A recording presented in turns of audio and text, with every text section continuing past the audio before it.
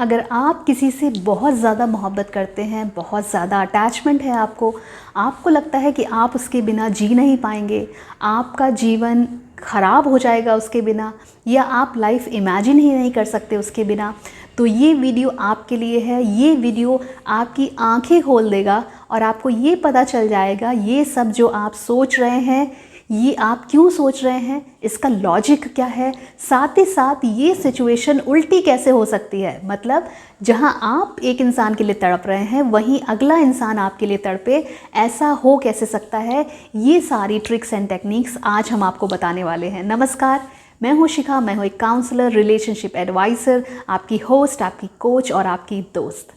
तो आज हम आपको ये बताने वाले हैं कि जो ऐसी अवस्था होती है जहाँ पर लोग किसी एक पर्टिकुलर इंसान के लिए तड़प रहे हैं, उन्हें ऐसा लगता है कि वो उसके बिना जी नहीं सकते, लाइफ इमेजिन ही नहीं कर सकते उसकी एब्सेंस में।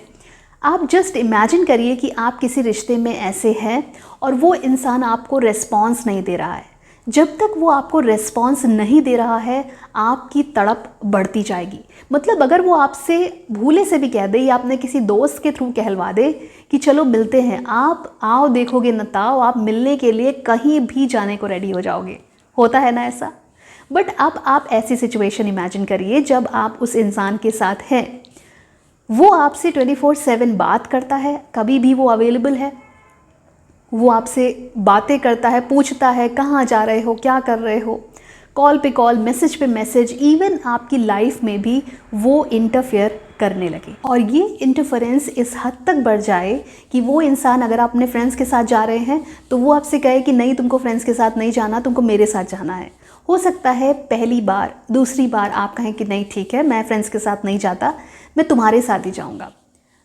पहली बार, दूसरी बार, तीसरी बार हो सकता है कि आप उस चीज़ के लिए अग्री करें। बट अगर ये चीज़ लंबे समय तक कंटिन्यू हो, मतलब आपकी लाइफ में कंप्लीट इंटरफेरेंस किसी भी इंसान का हो, तो आपको वही रिश्ता जेल जैसा लगने लगेगा।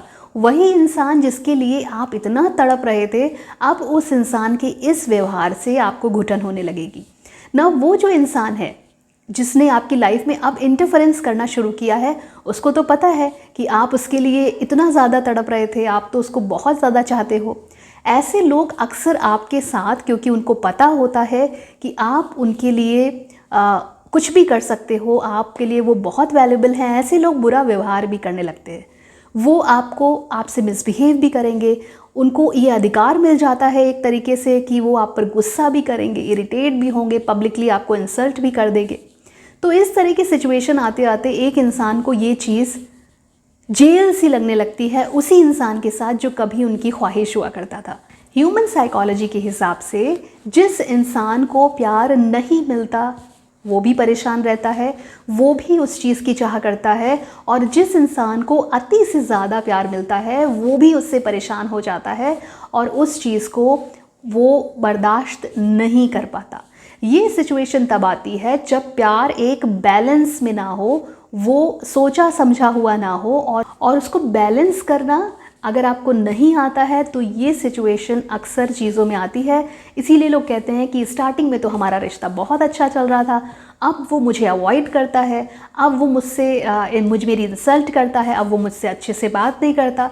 ये सब चीज़ें इसीलिए होती हैं क्योंकि अगला इंसान आपकी लाइफ में एक इंसान की जगह ले चुका है, आपकी लाइफ में वो एक एलिमेंट ऐड ऑन हो गया है। तो इंटरफेरेंस तो होगा ही होगा, और वो आपको एक लेवल तक ही बर्दाश्त होगा। जहाँ उसकी लिमिट क्रॉस हुई, सारी चीज़ें अपने आप ही स्पॉइल होना शुरू हो जाती हैं। अब ये जो दो लोगों के दरमियान जो रिश्ता ख़राब होता है, उसकी जो मेन जड़ होती है वो ये होती है कि हर इंसान को एक चीज़ सुकून देती है कि मेरे लिए कोई इंसान तड़प रहा है, मेरे लिए कोई इंसान एफर्ट्स कर रहा है।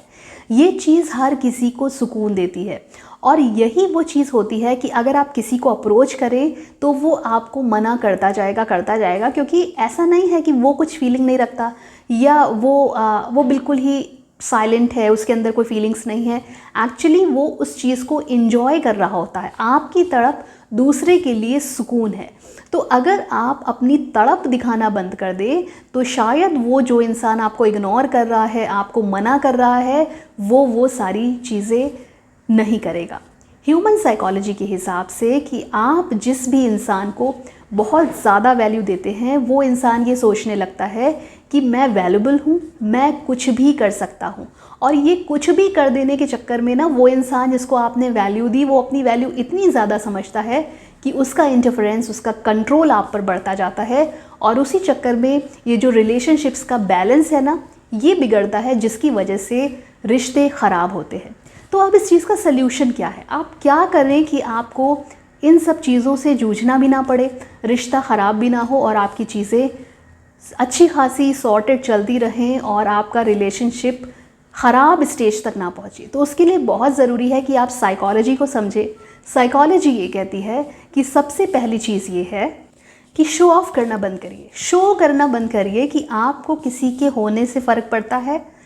ऑब्वियसली आप प्यार दिखाओगे, जताओगे, बट आपको उतना शो नहीं करना है कि तुम्हारे बिना तो मैं मर जाऊंगा, या तुम्हारे बिना तो मैं हूँ ही नहीं। ये सारी चीज़ें आपके पार्टनर का दिमाग ख़राब कर देंगी और वो आपके साथ बुरा व्यवहार करेगा ही करेगा। तो पहला तो ये पॉइंट हुआ। दूसरी चीज़ हुई कि आपको रोना धोना नहीं है। कई बार ऐसी सिचुएशन पड़ जाती है कि आप ऐसी सिचुएशन में हैं जहां आपकी आंखों से आंसू छलक ही जाते हैं, जहां आपको कुछ समझ नहीं आता, जहां आपके पास शब्द ख़त्म हो जाते हैं, वहां आपके आंसू छलक जाते हैं। तो इस चीज़ पर आपको काम करना है कि आपको आंसू नहीं बहाने हैं। मतलब ये जो रोना धोना है ना, ये आप चाहें तो अकेले में जाकर करें, लेकिन उस पार्टनर के सामने मत करें, क्योंकि रोने धोने से आप तो कमज़ोर पड़ेंगे बट वो इंसान स्ट्रांग बनता है, और उसका स्ट्रांग बनना उसके अंदर एक एलिमेंट ऐड करता है जो होता है कंट्रोलिंग पावर। उसको ये लगेगा कि मैं इस इंसान को, ये तो वीक है, इसको मैं ईजिली कंट्रोल कर सकता हूँ, और वो कंट्रोलिंग एटीट्यूड जहाँ आया वहाँ पर आप ये समझ लीजिए कि आपकी कदर होना ख़त्म हो जाती है। अक्सर ऐसा होता है कि जो शुरुआती रिश्ता होता है उसमें आपका पार्टनर, स्पेशली बॉयज़, बहुत सारे गिफ्ट्स देते हैं, बहुत शो ऑफ करते हैं, बहुत रोमांटिक बातें, तुम्हारे लिए ये कर दूंगा, वो कर दूंगा, चांद तारे तोड़ लाऊंगा, मतलब अनरियलिस्टिक बातें, और बहुत सारी ऐसी बातें जो बिल्कुल ही असंभव सी हैं। गिफ्ट्स इतने सारे देते हैं, और ये सिर्फ इनिशियल स्टेज में होता है। मतलब रिश्ते के शुरुआती दौर में ये जो सारी चीज़ें होती हैं, ये धीरे धीरे करके जैसे ही रिश्ता पुराना होता है ये कम क्यों होती जाती हैं। कभी आपने ये सोचने की कोशिश करी, पैसे तो उनके पास पहले भी नहीं थे भाई, जो स्कूलिंग में है, जो कॉलेज में है, पैसे तो उनके पास पहले भी नहीं थे, बट वो अरेंज करते थे, वो गिफ्ट्स ला के देते थे। तो ये जो गिफ्ट्स लाना, बड़ी बड़ी बातें करना है, ये और कुछ नहीं है, ये एक तरीके का ट्रैप है जो एक इंसान को अपनी ओर खींचता है, क्योंकि हमें ये पता है कि वो इंसान मुझे नहीं मिल सकता। तो ये सारी चीज़ें और कुछ नहीं है, बस ये एक ट्रैप है जिसके थ्रू इंसान आपके पास अट्रैक्ट होगा। अब जैसे जैसे इंसान को ये लगने लगता है कि अब ये मेरे पास आ गया, मतलब अब ये मेरा है, उस टाइम से जैसे ही आप देखेंगे कि आपने अपनी फीलिंग शो करना शुरू कर दिया है, आपने ये दिखाना शुरू कर दिया है कि आप भी प्यार करते हैं, गिफ्ट्स, इमोशंस, बातें सब ख़त्म और सब कुछ वहीं रुक जाता है।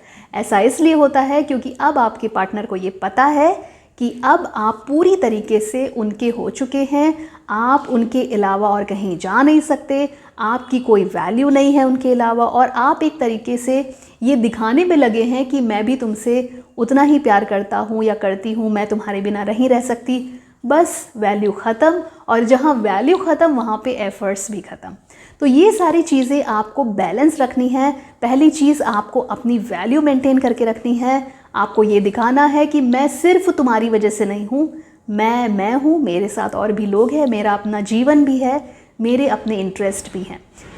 दूसरी चीज़, आपको रोना धोना नहीं है, गिड़गिड़ाना नहीं है, क्योंकि इसके ये सब करने से आपकी वैल्यू कम होती है और आपके पार्टनर का कंट्रोलिंग नेचर बढ़ता जाता है। तो ये सारी चीज़ें जो आप दिखावा करते हैं, और कुछ चीज़ें जो आपको कभी नहीं बोलनी हैं, I miss you, I love you, I can't live without you, ये स्टेटमेंट सुनने में बहुत अच्छे हैं और ये एक इंसान को सुनने में ही अच्छे लगते हैं। जो बोलता है वो ये जानता है कि उसको सुनने में अच्छे लग रहे हैं, बट कोई इसको फील नहीं करता, कोई ये बोलना नहीं चाहता, सिर्फ ये इंसान सुनना चाहता है कि वो इंसान मेरे बिना पागल हो जाएगा।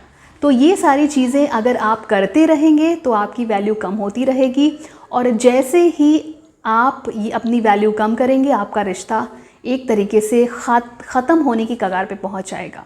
अब प्यार जो है वो एक्चुअल में है क्या? देखिए, प्यार एक ईगो का ही एक पार्ट है। मतलब आप उस इंसान को पाना चाहते हैं जो आपको नहीं मिल सकता। जो चीज़ आपको मिल सकती है आप उसको क्यों पाना चाहेंगे।